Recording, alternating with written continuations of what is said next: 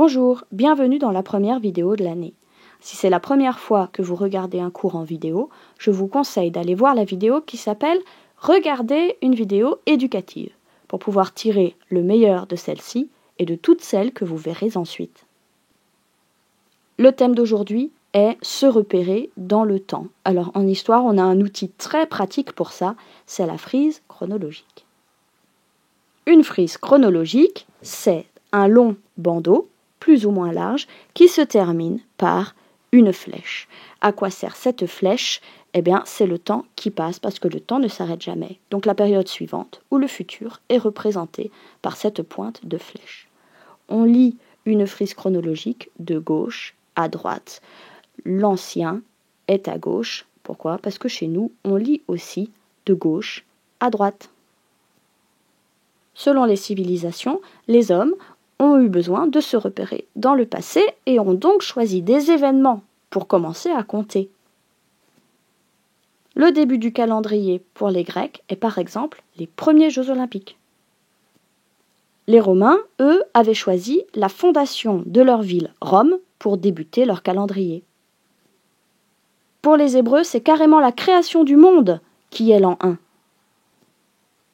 Enfin, pour d'autres civilisations, c'est la naissance d'un personnage important ou un événement important dans sa vie qui marque le début du calendrier. C'est ainsi que l'année dans laquelle nous sommes est l'an 5774 chez les Hébreux, l'an 1435 chez les musulmans, l'an 1936 en Inde, l'an 1393 en Perse et l'an 2014 chez nous, parce qu'on a décidé au Moyen Âge de prendre comme début du calendrier la naissance d'un personnage important, Jésus de Nazareth. La naissance de Jésus devient donc l'an 1 parce que quand on commence à compter, on dit 1. C'est pour ça que l'an 0 n'existe pas. Tout ce qui se trouve avant cette date est marqué par une série d'abréviations avant point Jésus-Christ. Si on ne veut pas les utiliser, on peut rajouter un moins devant la date. C'est ainsi que l'an 800 avant Jésus-Christ va devenir moins 800. La période qui se trouve après la naissance de Jésus est ce qu'on appelle la période après Jésus-Christ, qu'on peut écrire AP point et les abréviations de Jésus-Christ. Si on ne veut pas l'écrire, on marque simplement le chiffre, on présuppose que c'est après Jésus-Christ. Pour marquer les longues durées de temps, l'année, ce n'est pas un repère très pratique. On préfère faire des regroupements d'années. On peut les regrouper par 1000 ans. Ça s'appelle alors un millénaire. Un millénaire égale 1000 ans. Donc sur notre frise, qu'est-ce qu'on va voir ? Les repères vont marquer des années qui sont tous les 1000 ans. Donc l'an moins 1000. On retrouve le moins qui marque la période avant Jésus-Christ ou alors les abréviations qu'on peut aussi utiliser. Parfois, c'est plutôt des groupes de 100 ans qu'on veut utiliser, donc des siècles. Un siècle égale 100 ans. Sur notre frise, on retrouve donc des repères tous les 100 ans. Et là, vous voyez qu'on est après Jésus-Christ. Donc, soit il n'y a rien d'écrit, soit on utilise l'abréviation après Jésus-Christ. Utilisons notre loupe et allons voir une période particulière de cette frise, l'espace entre le 5e et le 4e siècle avant Jésus-Christ. Avec ma loupe, j'ai donc zoomé sur une partie de notre frise. Elle commence donc en moins 500, le début du 5e siècle avant Jésus-Christ, et finit en moins 400, la fin du 5e siècle avant Jésus-Christ. Toutes les dates que nous allons trouver à l'intérieur ont une particularité. De moins 500 à moins 400, ces dates vont dans l'ordre décroissant. Donc, elle diminue parce qu'on va vers l'an 1, et donc regardez, moins 500, moins 400, moins 300. C'est pareil à l'intérieur des siècles. Donc la première année du 5e siècle avant Jésus-Christ va être l'an 499, puis 498, puis 497, etc. jusqu'à moins 400. Regardez, toutes nos dates vont commencer par 4. Donc pour obtenir le siècle, quand on part d'une date, on prend le premier chiffre de la date et on va rajouter 1. Donc je prends 498, le 4, je vais rajouter 1 et je vais découvrir qu'on est bien au 5e siècle avant Jésus-Christ.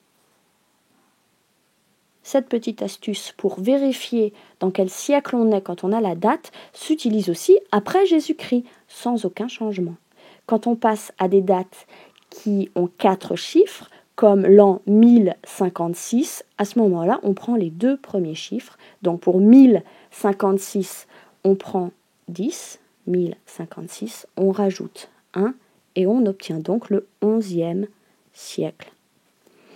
Je vous invite, pour les écrire correctement, à ne surtout pas faire ce que j'ai fait, mais à aller voir l'affiche sur les chiffres romains, parce qu'en France, on écrit les noms des siècles et les noms des grands et les numéros des grands personnages de l'histoire, souvent avec des chiffres romains qu'il faut connaître.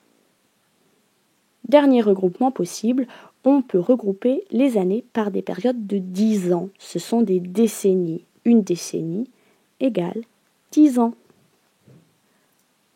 Qu'est-ce qu'on fait avec une frise chronologique en classe ? D'abord, on peut vous demander de lire des périodes ou des événements. Par exemple, lire cette période-là, qui est marquée par le rose sur la frise. À ce moment-là, c'est facile parce que c'est déjà écrit, c'est le 8e siècle avant Jésus-Christ, et on vous donne la teneur de cette période, Homère, fondation de Rome et début de l'écriture de la Bible.